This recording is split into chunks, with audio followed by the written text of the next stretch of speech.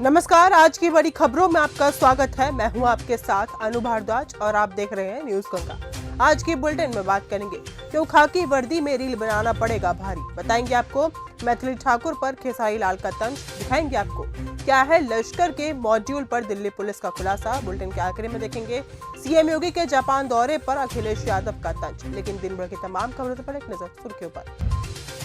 इतना नीच प्रहार होगा इसकी कल्पना नहीं की थी। एफआईआर दर्ज होने के बाद शंकराचार्य की पहली प्रतिक्रिया। मुजफ्फरनगर में बैंक लॉकर न खुलने से अटकी सीबीएसई परीक्षा, 3 घंटे इंतजार करते रहे छात्र। गुजरात में अब माता पिता को बिना बताए नहीं हो सकेगी लव मैरिज, शादी रजिस्ट्रेशन के नियम होंगे सख्त। असम चुनाव से पहले भाजपा में शामिल हुए भूपेन बोरा। असम कांग्रेस के पूर्व अध्यक्ष भूपेन बोरा ने रविवार यानी कि 22 फरवरी 2026 को बीजेपी का दामन थाम लिया है। उन्होंने राज्य में होने वाले आगामी विधानसभा चुनावों से पहले कुछ दिन पहले ही कांग्रेस से इस्तीफा दे दिया था। इसके साथ ही कांग्रेस के पूर्व कार्यकर्ता संजू बोरा ने भी पार्टी बदलकर बीजेपी की सदस्यता ले ली है। मैथिली ठाकुर पर खेसारी लाल यादव का तंज। विधायक मैथिली ठाकुर ने विधानसभा में तेजस्वी यादव और लालू यादव की तुलना धृतराष्ट्र और दुर्योधन से की थी। इसी को लेकर आरजेडी की तरफ से विरोध जताया जा रहा है। खेसारी लाल यादव ने कहा कि कम उम्र में सफलता हासिल करने पर लोग ऐसी बातें करते हैं। वहीं तेजस्वी यादव ने मैथिली ठाकुर की बिहार में उनकी पार्टी के शासन के बारे में दिए गए बयान को गलत बताया है। यूएस सुप्रीम कोर्ट के फैसले से भारत को राहत। अमेरिका की तरफ से भारत पर लगाए जाने वाले 18% रेसिप्रोकल टैरिफ अब बेअसर हो सकते हैं। हाल ही में अमेरिकी सुप्रीम कोर्ट ने एक अहम फैसला दिया है, जिसके बाद नई टैरिफ व्यवस्था लागू हो गई है। अब दोनों देश एक बीटीए पर काम कर रहे हैं, जो दोनों के लिए फायदेमंद हो सकता है। लश्कर के मॉड्यूल पर दिल्ली पुलिस का खुलासा। दिल्ली पुलिस ने पाकिस्तान आधारित आतंकी संगठनों के समर्थन में सोशल मीडिया पर कंटेंट पोस्ट करने वाले 8 लोगों को गिरफ्तार किया है। इनमें तमिलनाडु से 6 और बंगाल से 2 आरोपियों को गिरफ्तार किया गया है। तमिलनाडु के उथुकुली से 2, पल्लादम से 3 और तिरुमुरुगनपुंडी इलाके से 1 आरोपी पकड़ा गया है। एफआईआर दर्ज होने के बाद शंकराचार्य की पहली प्रतिक्रिया। प्रयागराज के झूसी थाने में पॉक्सो एक्ट में मुकदमा दर्ज होने के बाद शंकराचार्य स्वामी अभिमुक्तेश्वरानंद सरस्वती ने मीडिया से बातचीत करते हुए इस पर प्रतिक्रिया दी है। उन्होंने कहा कि अनुमान था कि प्रहार होगा, लेकिन इतना नीच प्रहार होगा इसकी कल्पना तक नहीं की थी। वो भी देख लिया जा रहा है कि गौ हत्यारे कितनी नीचता दिखा सकते हैं, योगी आदित्यनाथ जैसे लोग कितनी नीचता पर जा सकते हैं, ये देख लिया है। संजय राउत का बीजेपी पर तंज। महाराष्ट्र में नेता प्रतिपक्ष के पद को लेकर एक बार फिर सियासत गर्मा गई है। उद्धव ठाकरे गुट के सांसद संजय राउत ने इस मुद्दे पर सरकार को घेर लिया है। उन्होंने कहा कि राज्य में दोनों सदनों में नेता प्रतिपक्ष नहीं है, ये देश की सरकार के लिए भी शर्म की बात है। मेरठ में विपक्ष पर बरसे पीएम मोदी। पीएम मोदी ने कहा कि एआई ग्लोबल समिट ये भाजपा का समारोह नहीं था, ये देश का कार्यक्रम था, देश के सम्मान का कार्यक्रम था। लेकिन कांग्रेस ने परसों सारी मर्यादाएं तोड़ दी। आज पूरे देश में कांग्रेस की इस रीति नीति पर थू-थू हो रही है।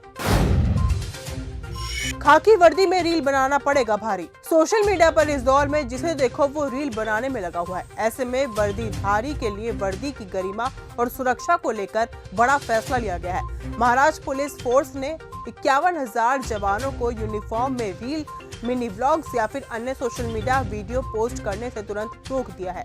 यह आदेश 19 फरवरी को जारी किया गया। उल्लंघन करने वालों के खिलाफ सख्त डिसिप्लिनरी एक्शन की चेतावनी भी दी गई है। पीएम मोदी ने मेरठ मेट्रो को दिखाई हरी झंडी।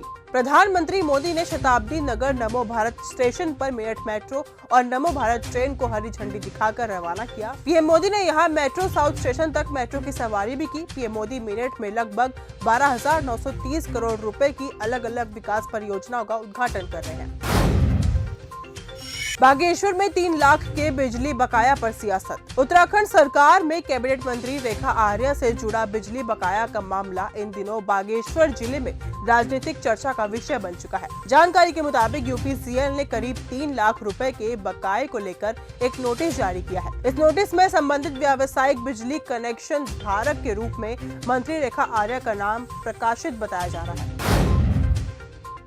सलीम खान को देखने अस्पताल पहुंचे शाहरुख खान। बीते कुछ दिनों से सलमान खान के पिता सलीम खान की तबीयत खराब है, जिसके बाद कई सितारे उनकी सेहत का हालचाल जानने के लिए अस्पताल पहुंच रहे हैं। ऐसे में शाहरुख खान भी सलीम खान से मिलने लीलावती अस्पताल पहुंचे थे। आर्यन खान को मिला बेस्ट डेब्यू का अवार्ड। सितंबर में नेटफ्लिक्स पर रिलीज हुई web series the beds of Bollywood ने अपनी तेज तर्रार कॉमेडी और दिलचस्प कहानी के कारण दर्शकों का ध्यान खींच लिया। ये शो नेटफ्लिक्स इंडिया पर नंबर 1 पर पहुंचा और इसने ग्लोबल टॉप 10 में भी जगह बना ली। इतना ही नहीं, न्यूयॉर्क के टाइम स्क्वायर बिलबोर्ड पर भी इसके पोस्टर दिखने के बाद ये साबित होता है कि सीरीज सिर्फ भारत में ही नहीं बल्कि पूरी दुनिया में लोकप्रिय हुई। इजराइल ने लेबनान पर किए हवाई हमले। पूर्वी लेबनान में इजराइल के हवाई हमलों में 10 लोगों की मौत हो गई है। यह अटैक बेका घाटी और सैदा में किया गया है। वहीं सीजफायर के बावजूद तनाव बढ़ चुका है। सीएम योगी के जापान दौरे पर अखिलेश यादव का तंज। सीएम योगी के जापान दौरे पर अखिलेश यादव ने तंज कसते हुए कहा कि जापान जा रहे हैं, क्योटो नहीं जा रहे। कम से कम जाएं और अफसोस करेंगे कि 10 साल में क्या काम करना था और क्या काम नहीं कर पाए। वहीं बदायूं मामले पर अखिलेश यादव ने कहा कि बीजेपी वाले सोशल मीडिया पर जानबूझकर डालते हैं ताकि नफरत फैले।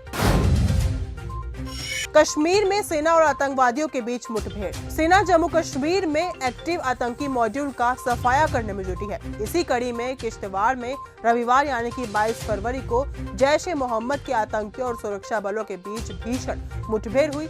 इस एनकाउंटर में सेना के जवानों ने जैश के टॉप आतंकवादी कमांडर सैफुल्लाह को घेर लिया है। सूत्रों के मुताबिक एनकाउंटर में 2 आतंकियों को मार भी गिराया। तो फिलहाल आज के इस बुलेटिन में सिर्फ इतना ही। देश दुनिया की तमाम खबरों के साथ ऐसे ही जुड़े रहने के लिए देखते रहिए न्यूज़ गंगा। नमस्कार।